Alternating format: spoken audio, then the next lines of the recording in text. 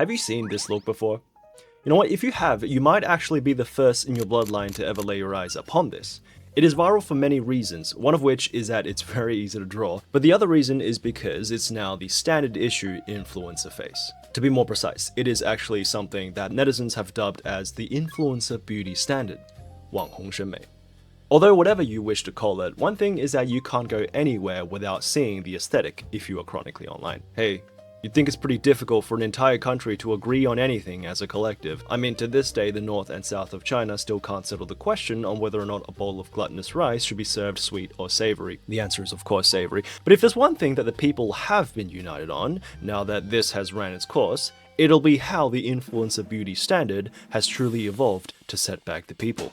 If you had asked someone in China 10 years ago, for example, on what an influencer face looked like, the answer would be the big eyes, small face, pale skin, high cheekbone, narrow chin look that officially took over the mainstream beauty standards since the early 2000s. Rinse and repeat until it gets the fan being an Angelababy in 2010, where they became the peak representation of this classic influencer face. The version 1.0. Beauty salons and plastic surgeons for the majority of the 21st century were rated based on how close they can get you to look like this 1.0 version, because as per Exhibit A, when the South Korean model spent almost $700,000 to look like Angelababy, with the rise of short-form media, if you had a classic influencer face, it was a license to print. Although, in my opinion, the funniest thing to come out of this whole thing out of the past decade has been the eye-opening experience and realization of just how much people are willing to spend to look like this law-accurate version of this viral snake demon from the certified classic Hulu Brothers released in 1986, which I think does the perfect job in capturing the unrealistic beauty standards the look has spawned.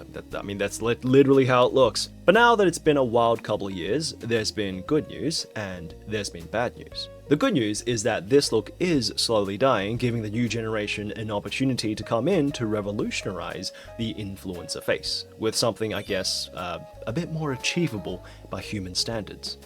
The bad news, however, is that we somehow managed to replace it with something even less achievable.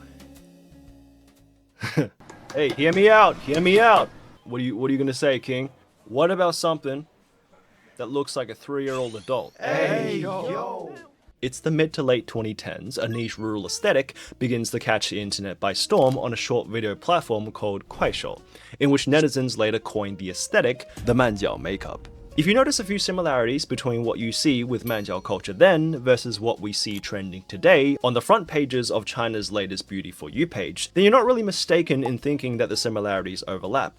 I thought it was actually just a matter of time before this trend went to the big leagues, really, which might sound like I'm joking when I say that. Like, why? Is it because this is one of those trends that looks so ridiculous, so absurd, it's bound to attract attention? What do you call this? Virally optimized beauty trend? It's like one of those mewing faces. It's so uncanny, it's literally impossible to scroll past without slowing down to take a closer gander at the structural integrity that's going on over here. But no, because what I'm sharing with the class in this show and tell is that this wasn't intended to be ironic at all. Because around the same time, a viral Kuaishou beauty filter was also doing numbers across the nation. It was actually the 3D equivalent of the manhua face that was gaining a lot of traction around the same time period as well. And what the rural population ended up discovering was that if you were to just accentuate certain features, especially around the Aegyosal area, and maybe add a more triangular lip that mimics the pout of a child, then that will work in conjunction with this filter and you can kind of get pretty close to looking like a real-life webtoon character. And that shit had people fiending. So right from the beginning, unlike the classic influencer face, which was designed to make you look more sculpted, which really I think works best if you have been surgically enhanced, the Manjiao makeup was more of an optimization for beautification tools to have an easier time hiding the fact that you're chopped. Respectfully, which actually worked best from one specific angle, preferably in non-dynamic motion. That's a fancy way to say when your ass ain't moving too much, which is perfect for TikToks and short-form content. It's perfect for influencers. Yeah, see where this is going? But that's also the reason why the makeup can look so low quality if you were to I don't know, go outside wearing the earliest versions of it, because you are literally walking around wearing the makeup equivalent of a rough draft. Your face is quite literally powered by a preliminary vision. So, as the Manjiao makeup gains more traction, it becomes a pretty staple and iconic influencer aesthetic on the platform Kuaishou, which means the next step of the operation was to just let it run its course, make it out of the Kuaishou app into the big leagues, which naturally happens if more mainstream or professional influencers just picked up on the trend. Which they did. They saw that and was like, let's make this a little more palatable to the average person. So updates were made to the look so that the features weren't so exaggerated, so it can get more mainstream, so that people can like it unironically. And the aesthetic does exactly that, but unfortunately, even though it was updated, the influencer face's reputation actually went further downhill as it got more and more popular. The look was collectively dubbed as 低级审美, which translates to low-tier aesthetics. Hey.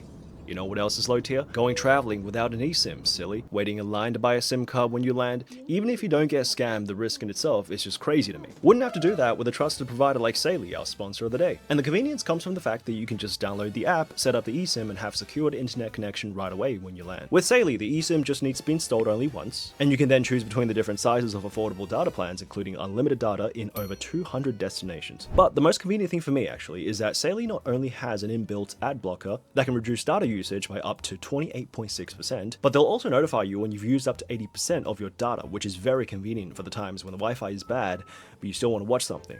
That's a very common scenario. All Saily's eSIM data plans are compatible for iOS or Android devices, but just in case, right? Saily will provide you a full refund if your device isn't eSIM compatible. It's also pretty handy to know that the chat support is available 24/7 in case anything needs resolving. So if you're tired of looking around for a trustworthy eSIM provider, just download the Saily app. With my code at checkout, that's 15% discount on Saily data plans. Now, they called it that not because the predominant early adopters were from a lower tier of socioeconomic class, since Kuaishou was, developed for rural areas to hop on social media. It was called low-tier aesthetic, the same way being dripped out head to toe in Gucci or Louis Vuitton, or, wrapping your Huracan in pure gold is considered tacky, because the aesthetic seems like it's such a loud way to convey that young and 2D proportions equals attractive. Matter of fact, here's a very interesting piece of story that paints you a picture of just how much that stigma can really set you back. Rosie Zhao, a very top-tier A-lister, was under fire in 2024 for exactly this, as she went through an appearance rebrand, in which, despite still being very physically attractive, these questionable quote-unquote improvements that was made on her face made a lot of people feel that she now looked more like an influencer rather than a celebrity, because her face just looked like a copy and paste straight out of Red Note, which, in the unspoken hierarchy of pop culture, I'm pretty sure going from a celebrity to an influencer is the entertainment equivalent of downsizing from a penthouse to a studio apartment. This was of course made into a bigger deal because for most of her rise to fame, she had actually maintained a softer and more natural aesthetic. But with this shift towards a sharper and more standardized influencer face, critics argued it was either her or her stylist that has fallen victim to this evolution of modern beauty standards. Although I'd say what happened to Zhao Lusi only reflects the tip of the iceberg when it comes to trying to satisfy these unrealistic standards, because she's at the top. So here's a piece of information that could be more relevant to the everyday person, like the story of Wang Jing, who was under fire in 2024 for managing to convince over 500 of her followers to get the same cosmetic surgery procedure as her, within a clinic that she owned, if I may add, after she revealed that she spent more than $140,000 on operations to achieve the quote-unquote ideal baby face that made her look 10 years younger. Wang Jing was, matter of fact, dubbed as the latest plastic surgery template, as roughly 517 people follow the exact same routine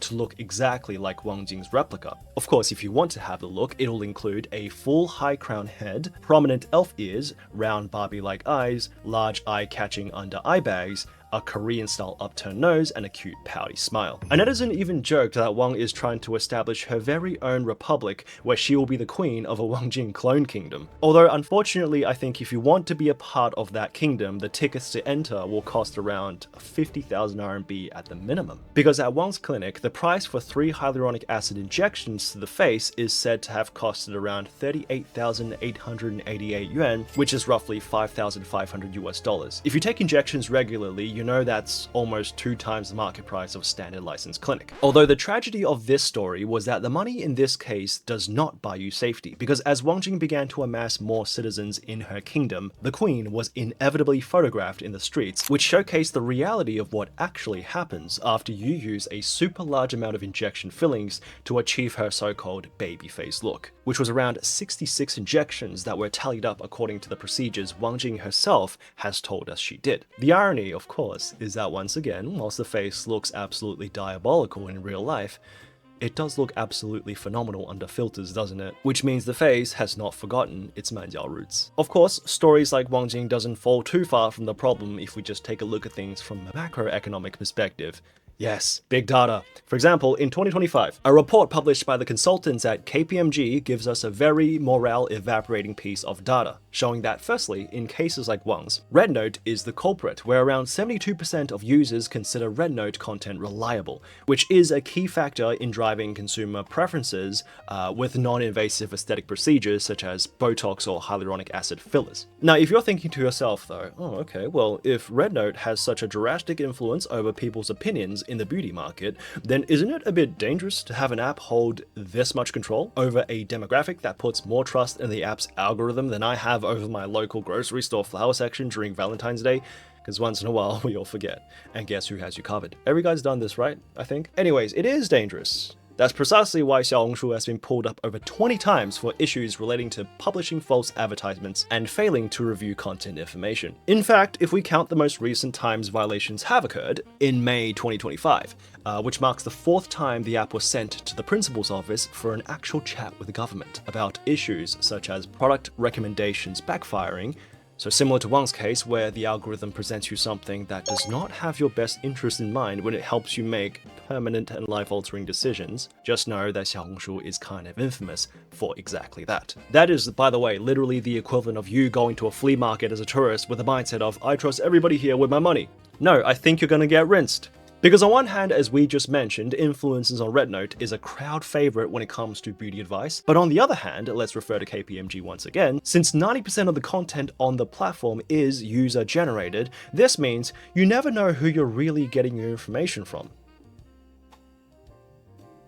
Which, unlike me, who only spreads misinformation occasionally when it comes to gossip, in which the consequences is mild brigading from a fan base of a Chinese idol. If you take the wrong advice on cosmetic injectables, the consequences, I believe, are a little bit more dire. This is of course a slight concern when you realize Capers also details the widespread use of smuggled fillers and anesthetics in unlicensed salons, which is a whopping 88% of the industry. These illegal injections were often sourced through platforms like Red Note in order to bypass regulatory oversight. Hey, Xiaohongshu, more like the beauty black market at this point, am I right? In fact, to give you a precise rundown on how prevalent this issue actually is, Beijing recently went through a crackdown on the rise of illegal cosmetic clinics that popped up all over the place to meet the increasing demand for cheap and easy access fillers. Now, we can go through all the stories one by one, but that will be, I don't know, a few hours of case study, so why don't I just show you the behind the scenes of how these are actually ran. Firstly, due to the difficulties in actually obtaining a medical practitioner qualification certificate, many doctors in these unlicensed clinics would usually practice without medical degrees or sometimes just without any medical background at all, which raises the concern, well, how do they practice then if there's no medical background? Well, lucky for you, if you're looking for a new job opportunity, these clinics would offer plastic surgery crash courses in order to help the staff get up to speed so they can perform surgeries as soon as possible. In this leak, for example, where an insider was asking about the requirements for registration, the clinic was seen responding telling you the crash courses were relatively easy to learn and there are students ranging from their 50s to their teens. Ah yes, the trustworthy teenage surgeons. Where the surgery training courses last for 6 days and the tuition fee is 11,800 RMB, which is around $1,700. Where throughout the grueling 6-day crash course, you will be an expert on double eyelid surgery, rhinoplasty, liposuction, dimpling, under eye reduction, eyelid bag removal, brow lift, lip reduction, chin augmentation, and a V-line facelift. Well, that is certainly a bang for your buck, am I right? You know what, actually, is that it?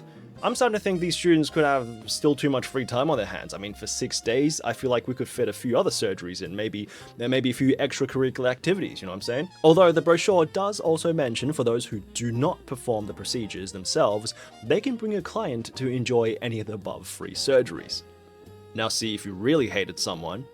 Hey dude, I heard you're not too happy with your face. Well, guess who just became a surgeon? What's that, sorry? How did I get the job? Don't worry about that, mate. It's free surgery on the house.